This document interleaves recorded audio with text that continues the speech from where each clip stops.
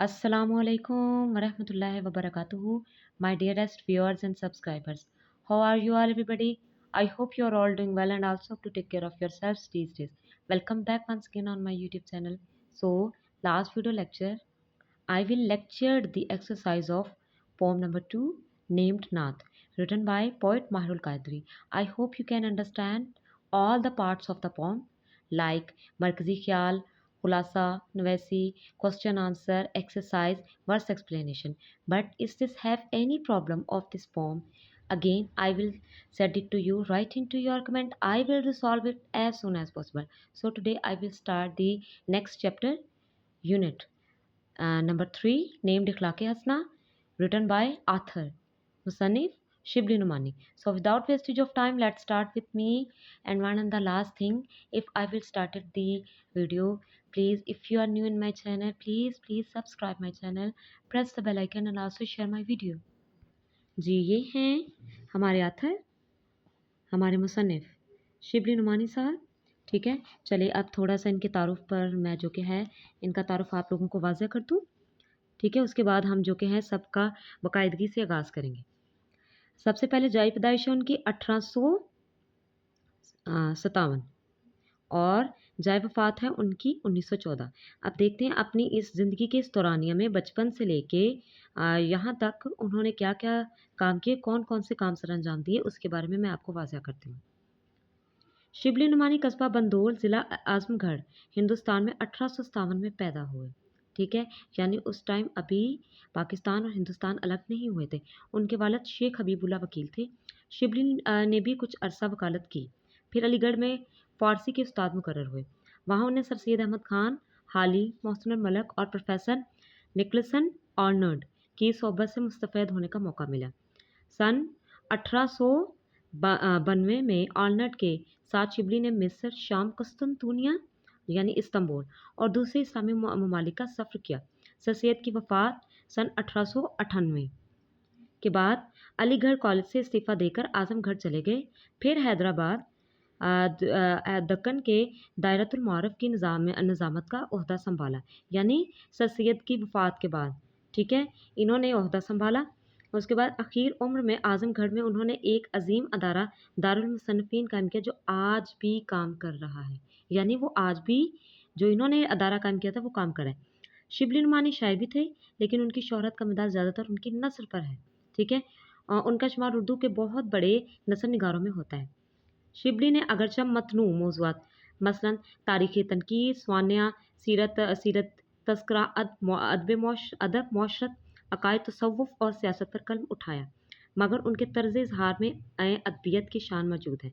जोश बयां, एजाज़ और इख्तिसार, रवानी और बरजस्तगी, मुहक्किकाना अंदाज़, गुन्नायत और शरीयत उनके असलूब बयान की नुमायाँ ख़ुसूसियात हैं। ठीक हो गया जी। शिबली की मुतअद्दिद तसानीफ़ हैं। अहम तसानीफ़ में शायरुल अज 5 जिल्दें, अल फ़ारूक, अल मामून, सीरतुन्नमान, अल ग़ज़ाली, स्वाने, मौलाना रूम और सफ़रनामा रूम, मिस्र व शाम वगैरह शामिल हैं। तो ये था मौलाना शिबली नुमानी का छोटा सा तारुफ़। ठीक है, जब आप लोगों ने इक़्तिबास लिखना है तो उसको उसमें ज़रूर लिखना है। ठीक है, कि कैसे कैसे उन्होंने ओहदा संभाला, कौन सा इदारा कायम किया, और चाहे तो उनकी तसानीफ़ भी बीच में लिख सकते हैं। क्लियर हो गया जी? हाँ जी, तदरीसी मकासद तलबा को सीरत तैयबा से रोशनास करवाना, वो इंशाल्लाह इस सबक में आपको करवाऊँगी। ठीक है, इस्लामी अखलाकियात की बुनियादी कदरों से आगाह करना, वो भी आपको इस चैप्टर में ही वैसे तो आपको काफ़ी दफ़ा मैंने करवाया है, लेकिन इस चैप्टर में अगेन करवा दूँगी। तलबा में रिसालत माप, ख़त्मुन नबीय्यीन सल्लल्लाहु अलैहि वसल्लम यानी हमारे आखिरी नबी की सीरत के हवाले से इल्मी और तहकीकी रुझान पैदा करना। ठीक है, शिबली नुमानी की सीरत निगारी की इम्तियाज़ी खसूसियात के बारे में बताना वो मैं बता चुकी हूँ, और ये हमारा मश्क का काम है तलबा को क़वाइद इंशा, सालम, मिक्सचर, जमा और जमा और मज़मून नवीसी के बारे में बताना। जी, ये जो कि है मश्क जिस दिन मैं आपको करवाऊँगी, उस दिन इन सारी चीज़ों को अच्छे तरीके से वाज़ह कर दूँगी। आज ये जो हमारी ऊपर वाली चीज़ें हैं उन्हें वाज़ह करती हूँ इस सबक में। सबसे पहले जी, इससे पहले कि हज़ूर अकरम ख़त्मुन नबीय्यीन सल्लल्लाहु अलैहि वसल्लम के अखलाक़ मुबारका के जुज़ई और तफ़सीली वाक़यात लिखे जाएँ, उन साहिबों के नाम ज़ेर तहरीर आते हैं जिन्होंने आप सल्लल्लाहु अलैहि वसल्लम की खिदमत में साला साल और मुद्दत हाय दराज बसर की हैं। जैसा कि आप सल्लल्लाहु अलैहि वसल्लम के सहाबा, उनके दादा जान, ठीक है, ان کی رضائی ماں اور ان کی رفیقہ حیات. ٹھیک ہے. سب سے پہلے جو کہ ناہم میں ہم نے پڑھا تھا، وہ کسی نے حضرت عائشہ رضی اللہ تعالیٰ عنہا سے پوچھا تھا کہ آپ صلی اللہ علیہ وسلم کے اخلاق کیسے ہیں. تو آج وہی سوال جو کہ ہے یا اس کا جو کہ الٹ بتا دیتے ہیں. جیسے کہ پوچھا نہیں گیا کہ حالات کے بارے میں کہ آپ صلی اللہ علیہ وسلم کے اخلاق نبوی کس سے پوچھے گئے ہیں؟ حضرت خدیجہ الکبریٰ رضی اللہ تعالیٰ عنہ سے. ٹھیک ہے. آپ کے اخلاقوں کی تعداد کے دفتر کے ایک ایک حرف سے واقف ہیں، یعنی جنہوں نے آپ کو دیکھا ہے، آپ صلی اللہ علیہ وسلم کو، ان کی سیرت طیبہ کو دیکھا ہے. ٹھیک ہے. کس طرح سے وہ باری تعالیٰ کے حکم کی تکمیل کرتے تھے، اس کے بارے میں وہ ہی لوگ بہتر طریقے سے بتا سکتے ہیں جن لوگوں نے آپ صلی اللہ علیہ وسلم کے ساتھ زندگی گزاری ہے. ان کے حالات کا واقف اور اس کے واقف کار اس کی رفیقہ حیا سے بڑھ کر دنیا میں کون ہو سکتا ہے، یعنی ان کی جو کہ ہے زوجہ سے بڑھ کر کون ہو سکتا ہے. سب سے پہلے حضرت خدیجہ رضی اللہ تعالیٰ عنہ جو نبوت سے پہلے اور نبوت کے بعد 25 برس تک آپ صلی اللہ علیہ وسلم کی خدمت میں رہی تھی. یعنی حضرت خدیجہ رضی اللہ تعالیٰ عنہ آپ کی جو کہ ہے زندگی میں آپ کے ساتھ 25 برس تک رہیں اور آپ کی رفیقہ حیات بن کر زمانہ آغاز وحی میں آپ ختم النبیین صلی اللہ علیہ وسلم کو ان الفاظ میں تسلی دیتی ہوتی تھی جب آغاز وحی شروع ہوا تھا: ہرگز نہیں، بسم اللہ الرحمن الرحیم، خدا کی قسم خدا آپ کو کبھی غمگین نہیں کرے گا. آپ کا صلہ رحمی، آپ صلی اللہ علیہ وسلم کا صلہ رحمی کرتے ہیں، مقروضوں کا باڑا اٹھاتے ہیں، غریبوں کی اعانت کرتے ہیں، مہمان کی ضیافت کرتے ہیں یعنی دعوت دیتے ہیں یا میزبانی کرتے ہیں، حق کی حمایت کرتے ہیں، مصیبتوں میں لوگوں کے کام آتے ہیں. ٹھیک ہے.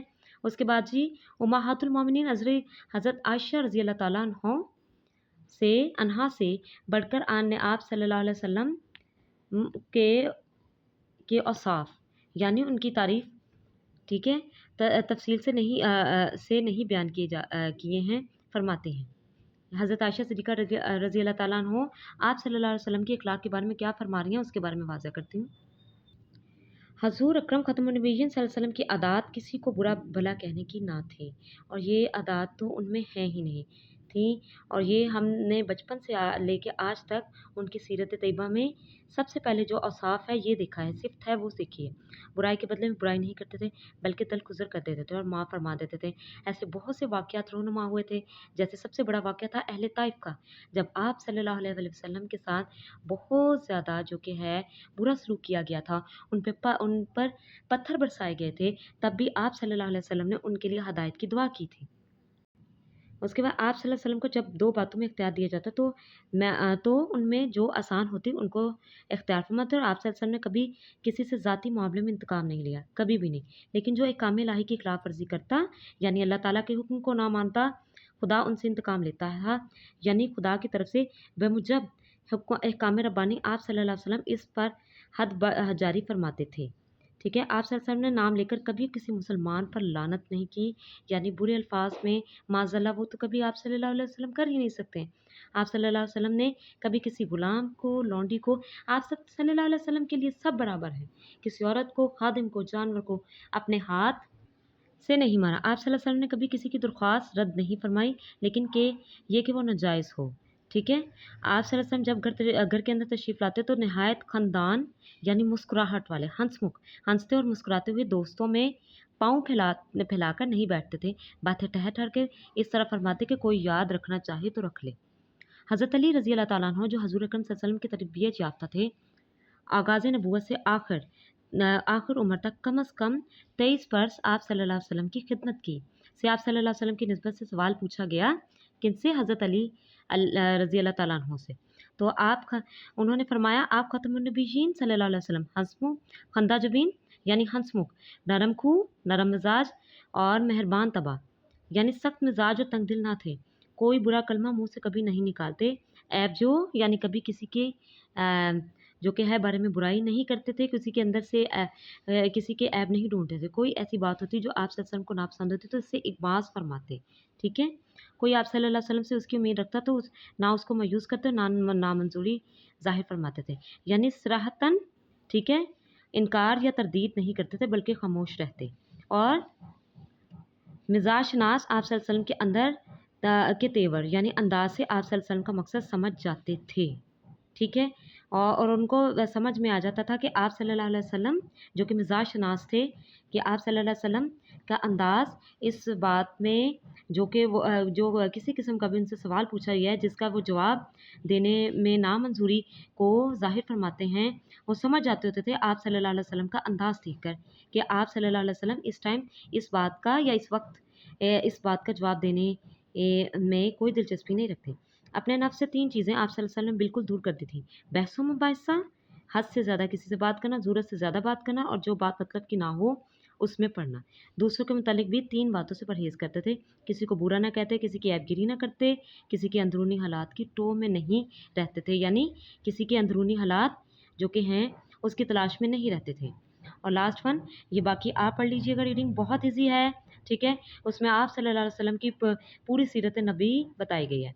जब आखिरी पैराग्राफ में आपको वाज़ह कर देती हूँ, हज़रत हिंद बिन अबी हाला रज़ी अल्लाह तआला अन्हा जो गोया हज़ूर अकरम सल्लल्लाहु अलैहि वसल्लम के आगोश परवरदा थे, वो बयान करते हैं। हाँ जी, वो आपके बारे में क्या कह रहे हैं? हज़रत हिंद जो कि है हज़रत हिंद बिन अबी हाला। आप ख़ातमुन नबिय्यीन सल्लल्लाहु अलैहि वसल्लम नरम-खू थे, सख्त मिजाज ना थे, किसी की तौहीन रवा नहीं रखते थे, छोटी-छोटी बातों पर इज़हार शुक्र फरमाते थे, किसी चीज़ को बुरा नहीं कहते थे। खाना जिस किस्म का सामने आता फ़ौरी खा लेते, तनावुल फरमाते, उसको बुरा ना कहते।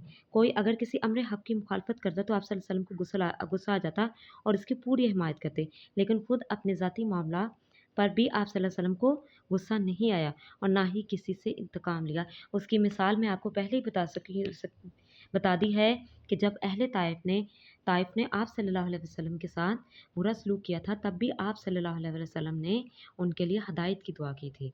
तो ये था इखलाक़ नबवी पर छोटा-सा मेरा लेक्चर, ठीक है? इसमें कोई लफ्ज़ आपको समझ में नहीं आया तो आप दोबारा मुझसे पूछ सकते हैं। आज के लिए बस इतना ही, अगली वीडियो में दोबारा आपसे मुलाकात होगी। तब तक आप मेरी इस वीडियो पे कम से कम 100 से ज़्यादा सब्सक्राइब कीजिएगा। इंशाल्लाह अगली वीडियो में आपसे मुलाकात होगी, तब तक के लिए अल्लाह हाफ़िज़।